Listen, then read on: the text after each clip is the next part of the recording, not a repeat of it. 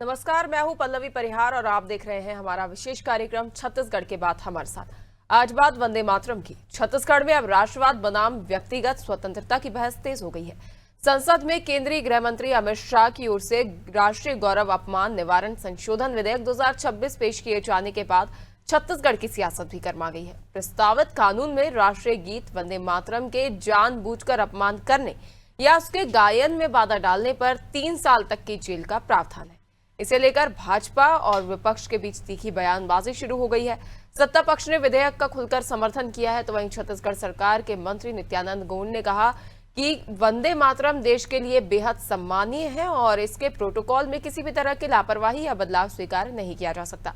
भाजपा नेताओं का कहना है कि अगर कोई व्यक्ति जानबूझकर राष्ट्रीय गीत का अपमान करता है तो उसके खिलाफ सख्त कानूनी कार्रवाई जरूरी है।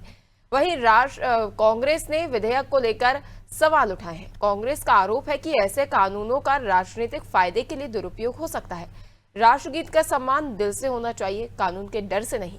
कांग्रेस ने बेरोजगारी, महंगाई और स्थानीय समस्याओं से ध्यान भटकाने का भी आरोप सत्ता पक्ष पर लगाया है। सवाल यह है कि वंदे मातरम पर कानून तो क्या, राष्ट्रवाद की सियासत और भड़केगी और छत्तीसगढ़ की सियासत पर इसका क्या असर होगा। आज इसी पर चर्चा करेंगे और पहले सुनते हैं कुछ प्रतिक्रिया।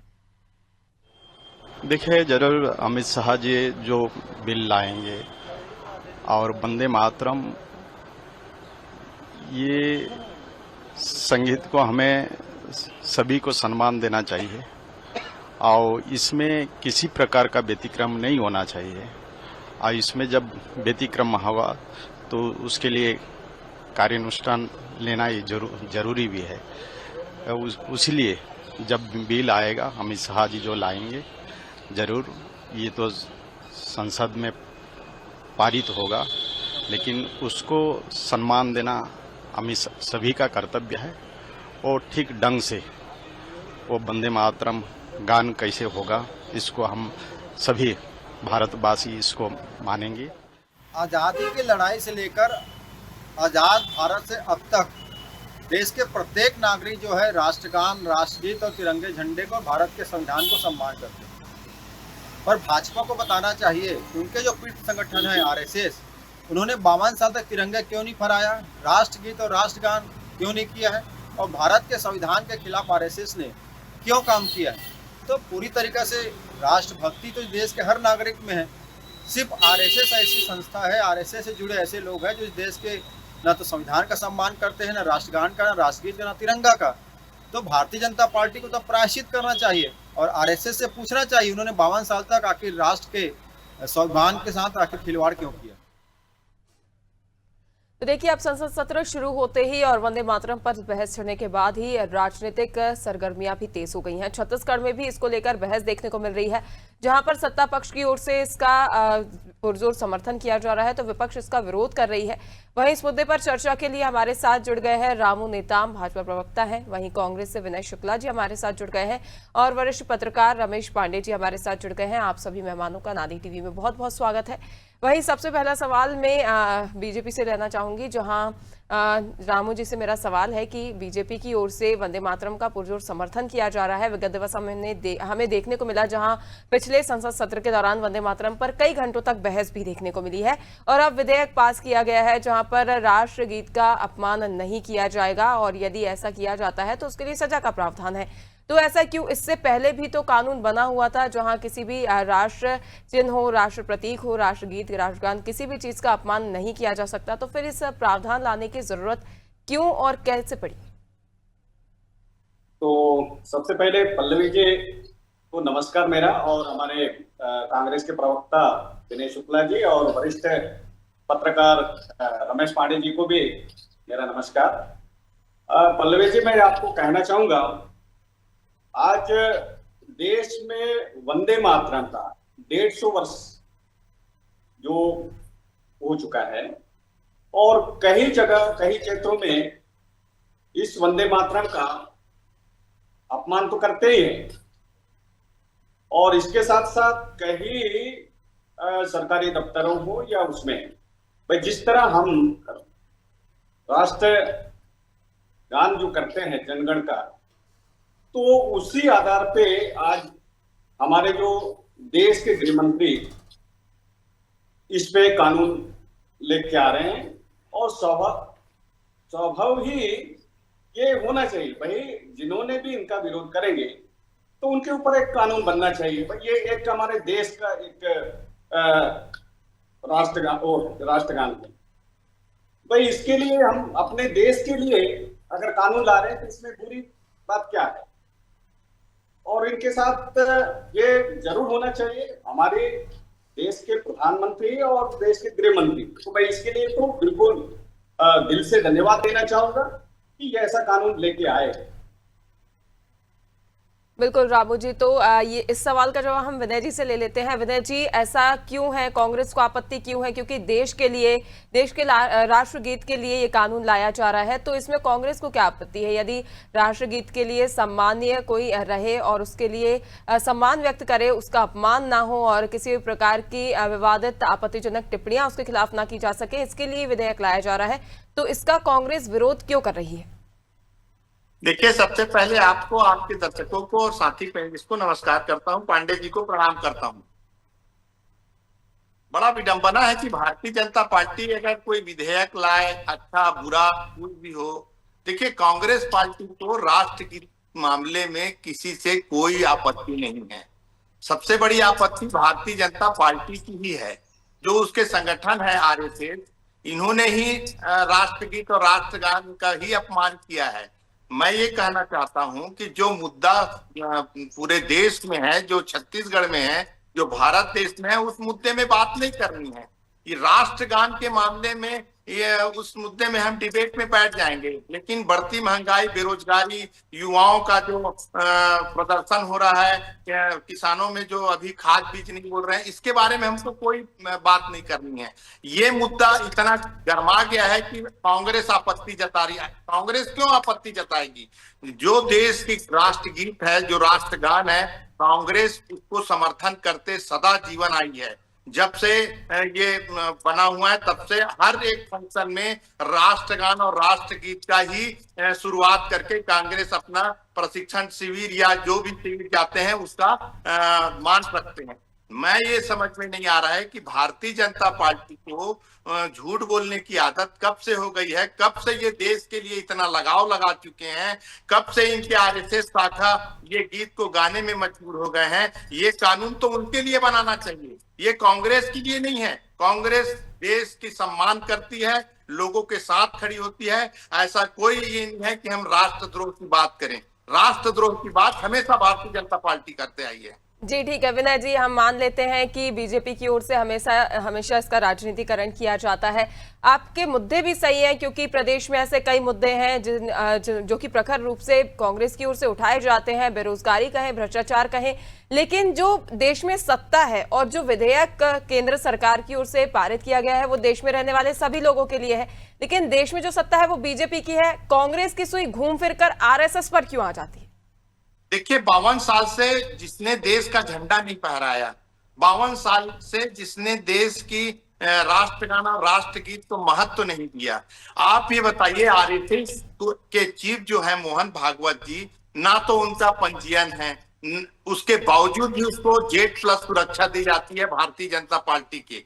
जब उसके 100 साल पूरे होते हैं तो 10 करोड़ रुपया का विज्ञापन दिया जाता है। ये भारतीय जनता पार्टी कौन सी नीति से काम करती है, देश को किस चीज की बात बताती है, मुझे समझ में नहीं आता। जो आरएस ना तो भारत को आजाद दिलाने में एक नाखून नहीं कटाई है, जो भारतीय जनता पार्टी देश के लिए एक शब्द नहीं बोली, आज भी देश हित में वो बात नहीं करती। सत्ता ठीक है उनके पास है, पिछले 12 साल से वो भारतीय जनता पार्टी की सरकार हमारे भारत देश में है, लेकिन मुझे नहीं लगता कि वो देश हित में कोई काम करते हैं। इसलिए आज दिल्ली में इतना बड़ा युवाओं का जो प्रदर्शन हो रहा है, उसके लिए भी लाठी चार्ज करने का काम ये भारतीय जनता पार्टी कर रही है। ठीक है, तो आपके हिसाब से यदि केंद्र सरकार में केंद्र में भाजपा की सरकार है और यदि भाजपा सरकार की ओर से कोई विधेयक पास किया जाएगा तो वो आरएसएस पे लागू नहीं होगा?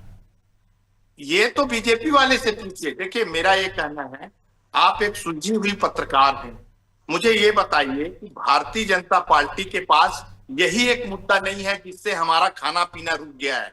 मुद्दा बहुत सारे हैं। सबसे बड़ा मुद्दा है युवाओं का नेट, जो अभी नीट का परीक्षा फैल हुए।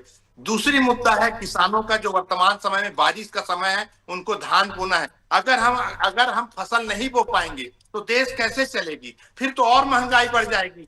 इस मुद्दे को भटकाने के लिए, राम मंदिर के चोरी वाला मुद्दा को भटकाने के लिए भारतीय जनता पार्टी ने एक नया मुद्दा लेके आ गया है और ये इसको कहने लगे कि ये देश हित में है। हम तो देश के साथ खड़े हैं, कौन सा हमारा हम देशद्रोह हो गए? कांग्रेस पार्टी तमाम उन लोगों के साथ खड़ी है जो अन्याय का सामना कर रही है भारतीय जनता पार्टी के सरकार के समय।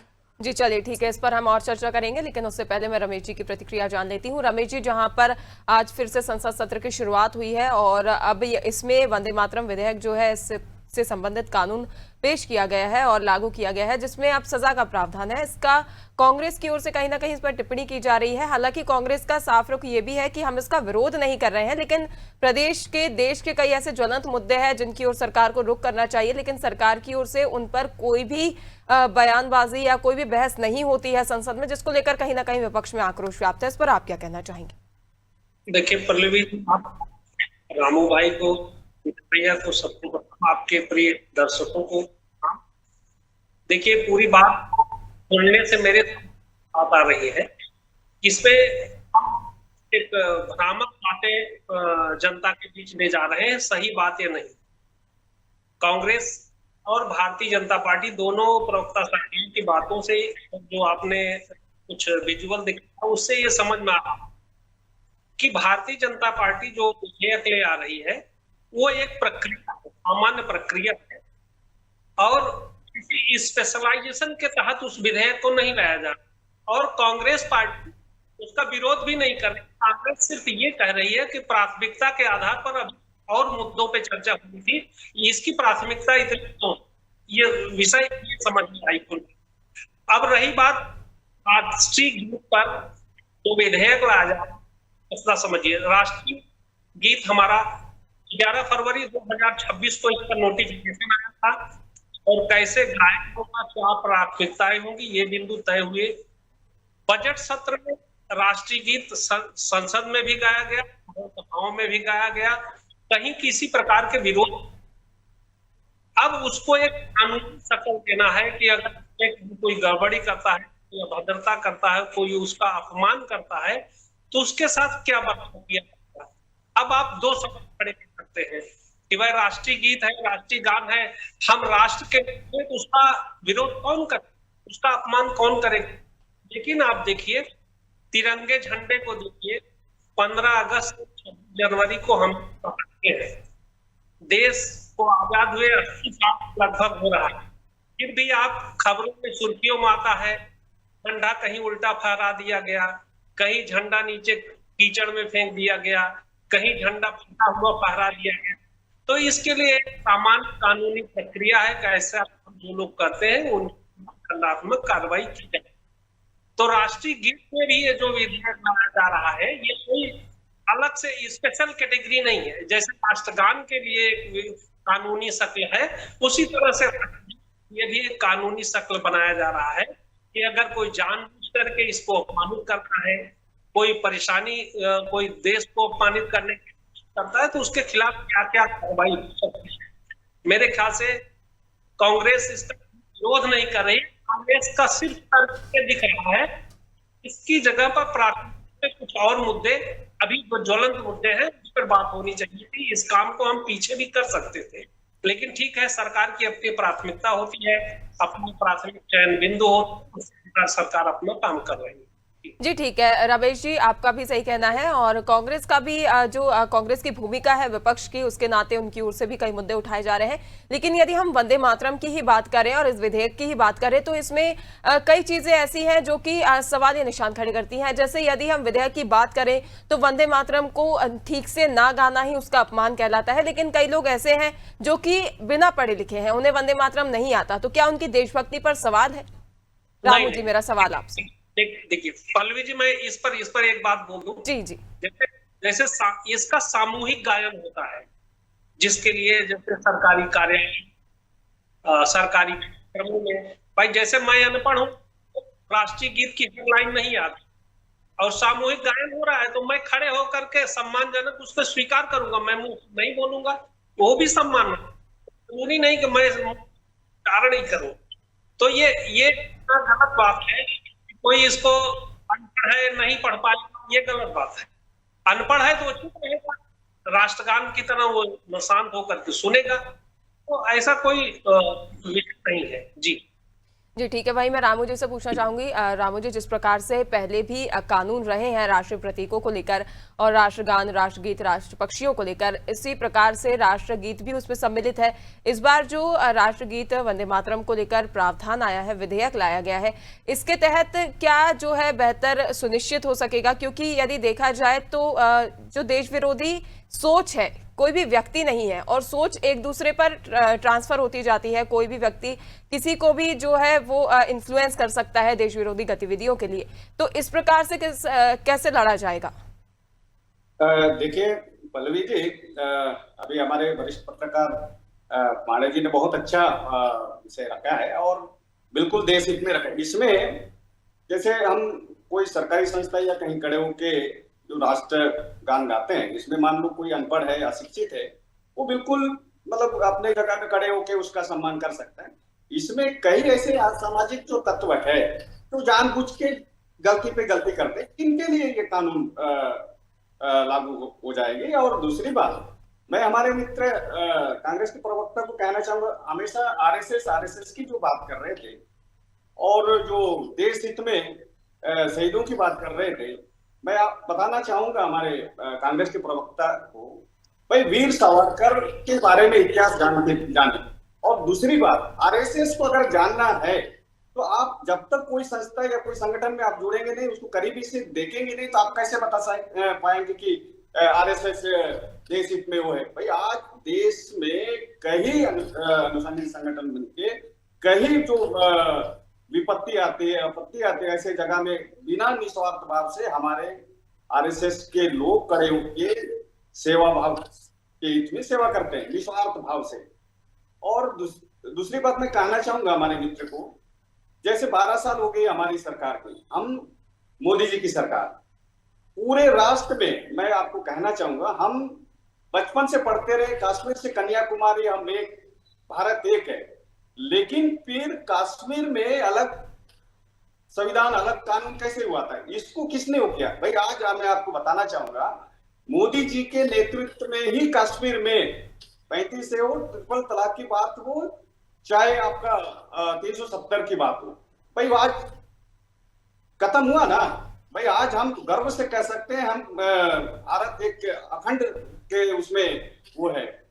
भाई हम एक देश में रह के अलग अलग उसमें कानून के विचारों में रहते रहे। भाई इसका किसी ने सोचा था क्या? इतना बड़ा हमारी 12 साल की सरकार है और कई ऐसे कारनामा आज विश्व में देखिए, भले ठीक है वैश्विक महामारी चल रही है देश में, इसमें किसी प्रकार का, इसमें सब पूरे देश की जनता एकजुट होकर इसका सामना करना चाहिए, लेकिन उसके बावजूद भी आज देश के प्रधानमंत्री अन्य देशों में डंका बजा के आ रहे हैं और हमारे देश को बहुत आगे बढ़ाने में कामयाब हो रहे हैं। और बिल्कुल निश्चित तौर पर ये कामयाब होंगे ही, हम सबके सहयोग से, और पूरे देश की जनता उनके साथ है।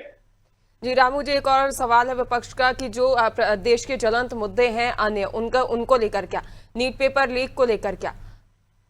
देखिए नीट पेपर जो लीक हुई मैडम, इसमें मैं कहना चाहूंगा पल्लवी जी, जो लीक होता है, हमारी सरकार ने निस्वार्थ भाव से ऐसे लोगों पे कार्रवाई किया है। जब जब इसमें लीक होता है तब तब हमने कार्रवाई की है। कांग्रेस के मित्र को मैं बताना चाहूंगा, हमारे छत्तीसगढ़ में ही पिछले बार पीएससी में एक परिवार से 4-4, 5-5 लोग को करते हैं, क्या उनके ऊपर कोई कार्रवाई हुई है क्या? भाई हमारी सरकार ने जब जब ऐसे स्थिति आती है और जो भी इसमें लिप्त है ऐसे लोगों के ऊपर तत्काल कार्रवाई करते हैं। हमारे मित्र बताए ना, उनके समय में जितने घोटाले हुए हैं, जितने जो पीएससी के जो प्रदेश में हुआ है, किनके ऊपर कार्रवाई की है? भाई ये हमारी सरकार निश्चित तौर पे ऐसे लोगों पे कार्रवाई करेगी जिन्होंने भी इसमें गलत किए हैं। बिल्कुल निश्चित तौर पर। तो विनय जी, बीजेपी का कहना है कि जो भी मामले उठाए जाते हैं उन पर त्वरित कार्रवाई बीजेपी की ओर से की जाती है, लेकिन कांग्रेस के समय में कई ऐसे मामले हैं जहां पर कोई कार्रवाई नहीं की जाती। कांग्रेस के समय में भी पेपर लीक हुए हैं, उसको लेकर कोई कार्रवाई नहीं की जाती, और जब बात आती है बीजेपी की तो कांग्रेस सवाल उठाने लगती है। हालांकि अगर आज की बात करें संसद की तो और मुद्दे भी उठाए जाएंगे, लेकिन जो पहले सरकार की प्राथमिकता में था यानी वंदे मातरम विधेयक, इसको उठाया गया है, इसको पास किया गया है। देखिए, हमारे साथी प्रवक्ता जी ने कहा कि हमारे देश के प्रधानमंत्री अन्य जगह जाकर देश को गौरवान्वित महसूस कराते हैं। मैंने देखा अभी न्यूजीलैंड में जाकर भारत देश को सेकंड नंबर का बीफ बेचने वाले देश बताए हो, ये अच्छी बात है, उनका वाहवाही होगा वहां पे। प्रधानमंत्री जी भारत में ऐसा भी बोलते हैं दूसरे देश जाकर कि मैं कहां कहां से भारत में पैदा हो गया, ऐसे भी प्रधानमंत्री हैं। देखिए, झूठ से इनकी जो कारोबार है वो चलती है, और बड़े 2014 से लेकर आज तक ये सरकार में है, और मुझे लगता है आजादी 2014 से ही मिली है। इनके प्रवक्ता और सांसद जी यही कहते आए हैं। देखिए, कांग्रेस पार्टी ने जो गलती की उसका जो बहुत बड़ा भरपाई है वो विपक्ष में बैठने का काम है। जब हमने ये जाना कि हमने कुछ गलती की है तो उसको हमने संवारने का काम, उसको सीखने का काम किए। जो गलती की है उसको दोबारा ना हो करके जमीनी स्तर पर चले गए, और लोगों की वो जो मांग है, वो जो मुद्दा है, उनको उठाने का काम हमने सरकार को आईना दिखाने के लिए किया। देखिए, हम ना तो हमको सत्ता का लालच है, ना तो हम किसी भी व्यक्ति को लांछन लगाने के बारे में सोच सकते हैं। जो वास्तविकता है उसी को हम बता रहे हैं। जो मुद्दा वर्तमान में है उसको आपके चैनल के माध्यम से, आपके दर्शकों के माध्यम से हम यही बोलना चाहते हैं कि भारत देश में राष्ट्रगान और राष्ट्रगीत का बराबर सम्मान होना चाहिए, हम उनके साथ हैं। लेकिन जिस समय पिछले 1 महीने से जो व्यक्ति 20 दिन से खाना नहीं खाया उसको जबरदस्ती उठा जाना, जो कॉकरोच पार्टी करके एक पार्टी बनाई है उसको उसका हक ना देना, जो शिक्षा मंत्री का इस्तीफा मांग रहे हैं तो भारतीय जनता पार्टी उसका इस्तीफा ना देना, क्योंकि गलती तो उन्होंने की है। कांग्रेस पार्टी राजनीति नहीं कर रही है, उनकी गलती की वजह से हम विपक्ष में बैठे हैं और लोगों का जो काम है उसको उठा रहे हैं। लेकिन फिलहाल अपना मुद्दा वंदे मातरम था, तो इससे इतर बात ना की जाए विनय जी। लेकिन यदि आपने बात निकाली है तो बता दूं कि जो प्रोटेस्ट किया जा रहा था उसको लेकर भी सरकार के बीच और सोनम वांगचुक के बीच समझौते की बात हो रही है। अब देखने वाली बात होगी कि जब ये प्रोटेस्ट को लेकर बात की जाती है सरकार और सोनम वांगचुक के बीच, तो क्या मुद्दा जो है वो निकलकर सामने आता है और क्या निश्चय पर ये लोग पहुंचते हैं। लेकिन उससे पहले कुछ भी कहना, किसी भी निर्णय पर पहुंचना जल्दबाजी होगी, तो हमें इंतजार करना होगा। और बात है जहां तक वंदे मातरम का, तो विधेयक संसद में पेश हो चुका है और अब इसको लेकर राजनीति हालांकि देखने को मिलेगी निश्चित तौर पर, लेकिन फिलहाल के लिए हमें चर्चा यहीं समाप्त करनी होगी। हमारे पास समय की बाध्यता के चलते हमें चर्चा अपनी यहीं समाप्त करनी होगी। आप तीनों मेहमानों का जुड़ने के लिए, जानकारी साझा करने के लिए बहुत धन्यवाद। तो देखिए, संसद में राष्ट्रीय गौरव अपमान निवारण संशोधन विधेयक 2026 पेश किया गया है केंद्रीय गृह मंत्री की ओर से, जिसको लेकर प्रदेश सहित देश में राजनीति देखने को मिल रही है। हालांकि कई मुद्दे हैं जिसको लेकर विपक्ष नाराजगी जाहिर कर रहा है। विपक्ष का कहना है कि कई मुद्दे हैं जिसको संसद में उठाया जाना चाहिए, जैसे राम मंदिर चढ़ावा चोरी मामला, नीट पेपर लीक मामला, लेकिन इसकी ओर सरकार ध्यान नहीं दे रही। सरकार का कहना है कि सभी मुद्दों पर ध्यान दिया जाएगा, सभी पर बात की जाएगी, लेकिन पहले जो सरकार की प्राथमिकता है उस पर विचार किया जाएगा। अब देखने वाली बात होगी, संसद आज शुरू हुई है, आगामी कितने दिनों में और किन मुद्दों पर चर्चा होती है। फिलहाल के लिए इस खास कार्यक्रम में इतना ही। देखते रहिए नारी टीवी। नमस्कार।